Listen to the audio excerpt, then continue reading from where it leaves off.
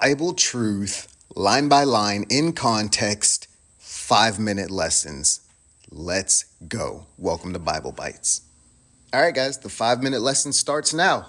All right, guys, what's going on? Last time we left off with Romans 2:27, and we saw how circumcision and uncircumcision are conditional states of being. You have to be a certain way to be considered circumcised or uncircumcised in the eyes of God, which was a problem because the Israelites thought they were circumcised, and it appears that in the eyes of God, they were not.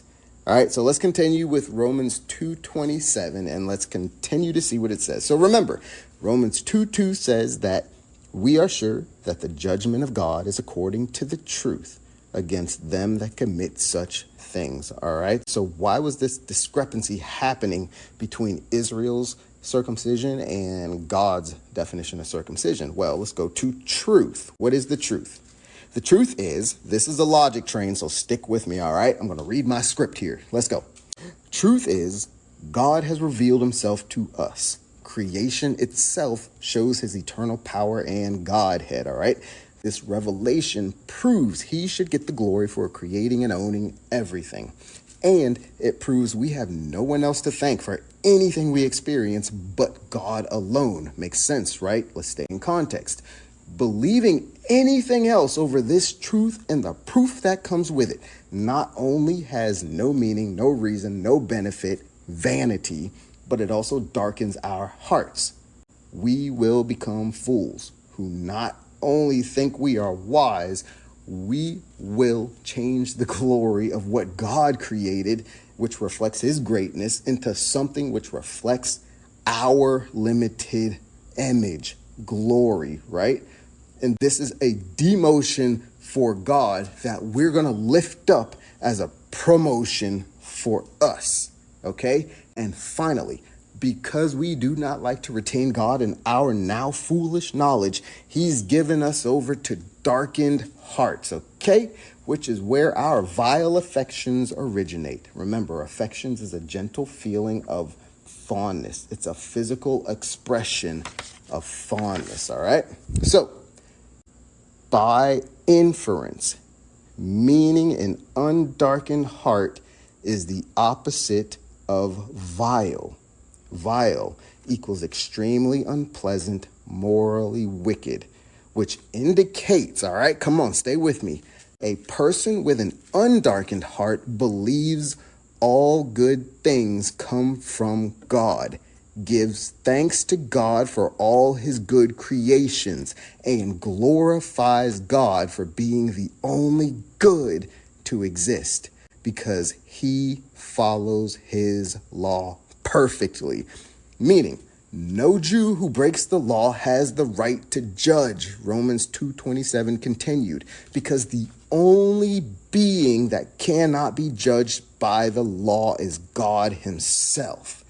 Let's go. Romans 2:28. Paul then flat out states what his case, as presented before, has as a conclusion.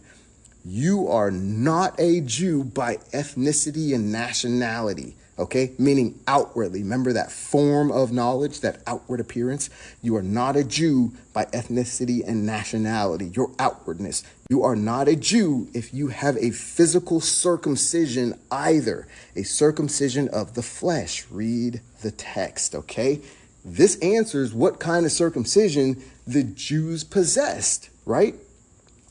They had a physical circumcision, a circumcision of the flesh. And Paul is saying that real circumcision for God is internal, not outward in appearance. Wow, let's go. All of this supports the case being built that circumcision, again, is a state of being, which does not include a physical aspect, meaning no outward physical requirement exists, okay, for consideration as a circumcised Jew, okay? Romans 2:29, Paul concludes with who Jews really are. A Jew is one inwardly, not physically, okay?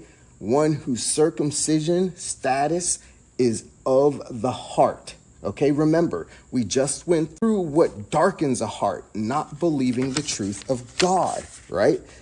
Because not believing this truth leads to manifestations of our own vile lusts. But notice, Paul then states the circumcision of the heart takes place in the spirit and not in the letter, right? By context, we know the law, i.e. the letter, is where Jews place their self-assigned circumcision status. But Romans 2:27 helped us see that the law itself isn't capable of giving us the authority to judge another. Only God holds the truth and righteousness, because only someone who has never had a transgression can judge a transgressor. So this inward, i.e. unseen circumcision of the heart, plus mind, plus conscience, happens in our spirit. Meaning our spirit must be cut off, cut away, or separated from whatever causes us to manifest our vile affections of the heart, and also must separate us from the consequences of acting out those vile affections in a physical way, because the physical manifestation of vile affections is the trigger for God's judgment of death. Boy, y'all better rewind this episode and go back. This is deep. Let's go. I love you guys. We are going to continue. I think we're still we're on Romans 2:28. All right. So we're going to continue there. I love you guys. I love this. Let's go. We're on a journey to obedience, and we are going to get there. I'm going to get there with you. I'm going to get there without you, even if you don't want to come, but I want you to come. So let's do it, guys. Love you. Bible Bites is out.